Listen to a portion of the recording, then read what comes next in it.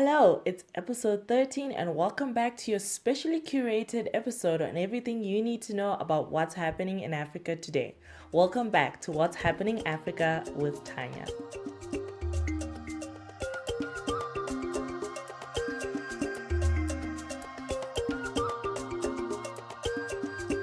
Hi, welcome back to What's Happening Africa with Tanya. Welcome to all of our new subscribers, all of my friends who finally subscribed, and everyone else who's watching this episode for the first time or the series for the first time. Don't forget to like, subscribe, and follow this channel, and also all the social media platforms that also give you quick and shorter updates on everything that's happening in Africa today. I know you're probably dying to know the Zim election update, as I am in Zimbabwe and most of my subscribers are from here. But today we're going to start with the BRICS Summit that is in South Africa, being hosted by the President of South Africa in Johannesburg. For those who may not know what BRICS stands for, BRICS is a group of major world economies including South Africa, Russia, China, and Brazil and India. Originally, BRICS was a platform to highlight investment opportunities. BRICS evolved from BRIC after South Africa's inclusion in 2010. Initially informal, BRICS has grown into a significant intergovernmental organization. The 15th BRICS Summit is being held this year in South Africa, which is why this is fresh news and relevant to you and all of us right now. This year's summit is particularly interesting as there are plans of an expansion of BRICS. South African President Cyril Ramaphosa announced the expansion of the bloc, inviting Argentina, Egypt, Ethiopia, Iran, Saudi Arabia, and the United Arab Emirates to join as full members from the 1st of January 2024. During the second day of the BRICS Summit in Johannesburg, Indian Prime Minister Narendra Modi expressed full support for the expansion of the BRICS group beyond its core members. Modi's remarks signaled India's endorsement of plans to enlarge the grouping, which currently consists of 5 major emerging economies.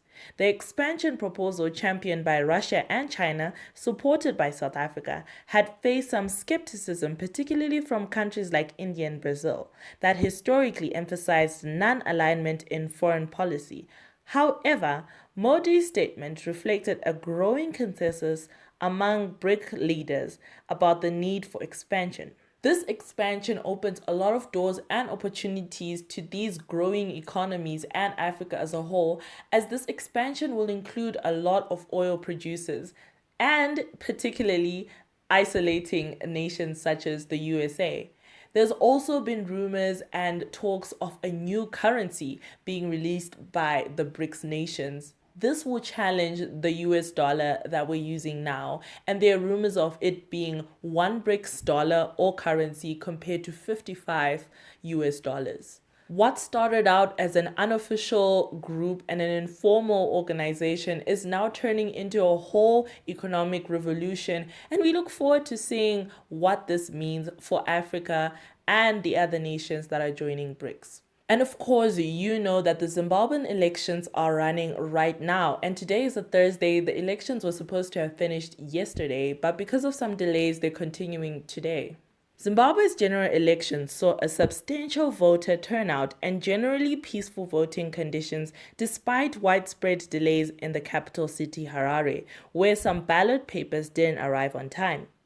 Long queues formed prior to polling stations opening, and while the opposition party, CCC, reported some polling stations yet to open, delays, particularly in opposition strongholds like Harare, it raised concerns about the election's credibility.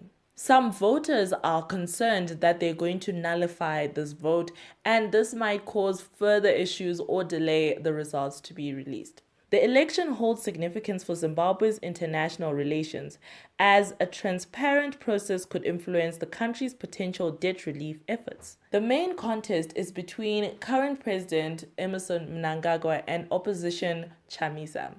And the president has announced that if he wins this term, this will be his final term. As the voting is still going on right now as I am recording this, we'll only know the results maybe next week, maybe during this weekend. We hope for the best, and we hope that these votes continue to run smoothly and without any conflict, and will keep the peace in the nation. And of course, moving a little up north, we have an update from Niger, with ECOWAS deciding to take a stronger stance against the Niger coup. Since we started reporting on the Niger coup, the African Union has decided to suspend Niger's membership from the Union. This decision comes after Western countries cut aid to Niger in response to the coup.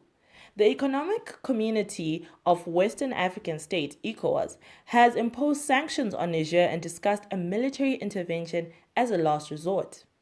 The AU is reviewing ECOWAS's plan while urging member states and the international community not to legitimize Niger's military government through action. Algeria has also sent its foreign minister on a tour of Nigeria, Benin, and Ghana to mediate a solution for the Niger crisis. Amid the political turmoil, thousands of migrants are stranded in Niger, unable to return home due to the closed borders and airspaces. This situation poses significant risk to migrant workers, refugees, and vulnerable communities. The Niger crisis continues to concern me because it is a conflict of interest, with the people of Niger claiming one thing and defending their resources, whilst the surrounding nations are going against the unrest that is happening in the nation. Overall, this is an unpleasant situation which I hope will be dissolved sooner rather than later, so that peace is returned to the people of Niger themselves, as they are the ones who are suffering and struggling the most in this conflict. Sad news coming from South Africa. This is a little bit biased because I'm a journalist myself and we have to support our own. And a veteran journalist from South Africa has passed away. Veteran TV host and journalist W.H.A.T has passed away after battling cancer. Diagnosed with skin cancer last year that spread to his lungs, Watts, known for his long-standing role on the investigative show Carte Blanche, also faced health challenges, including a suspected stroke earlier this year. He was praised for his authenticity and ability to connect with people. Watt's impact on journalism and his dedication to his work were highlighted by his colleagues in Mnet, with Carte Blanche acknowledging his vital role in shaping the show's success over 35 years. Carte Blanche is one of those international shows that everyone around the world watches and listens to when it comes to South African and African issues as a whole. This is a great loss to the industry, and we hope and pray that his family is at peace right now, and that as the nation mourns the loss of W.H.A.T, journalism and free speech will continue as we have these live, honest, real African discussions talking about our lives, what we're going through, our economies, and our political standings. His memory will remain great in our hearts as people who watch news, but also if you have DSTV and you watch adverts, one of his adverts are still playing right now about him talking about being lighthearted, which is something we struggle with as journalists because sometimes our news just seems bleak. And that's not the purpose of our job. We want to communicate and send the important messages to you. But he tried to balance that out and was one of those welcoming voices. So we'll continue to live out his legacy by providing both honest sides of the story, the African and South African narrative as honest as possible, and also continuing to spread happy and knowledgeable information. And in regards to happy, joyful information, I want to go to Ethiopia, where the girls and the women are celebrating the festival coming back after 2 years. The festival in question is the Ashenda festival, also known as Shade, Ashende, Solal, and Engachi. And it is an annual festival celebrated in northern Ethiopia and neighboring Eritrea, typically between August 16th and 26th. The cultural event, significant to Tigray, Amar, and Agu women, marks the Virgin Mary's ascension to heaven and has both religious and cultural roots. Preparations involve adorning jewelry, dresses, henna, and unique hairstyles. During the festival, Ethiopian girls gather at local Orthodox Tewa hairdo churches, dance, and sing Ashenda songs. They then visit households expressing gratitude and receiving bread and local beer. Despite the rainy season, the celebration brings joy and unity, and men contribute gifts of money, often donated to charities or the church. The Tigray region hasn't experienced this festival for the past 2 years, so the ladies there are having a great time, and we wish that they continue to celebrate this, showcase the beauty of African culture and religion. Thank you once again for watching What's Happening Africa with me, Tanya. I'm so happy I got to bring you this news because there was such a close call. I almost didn't bring it to you.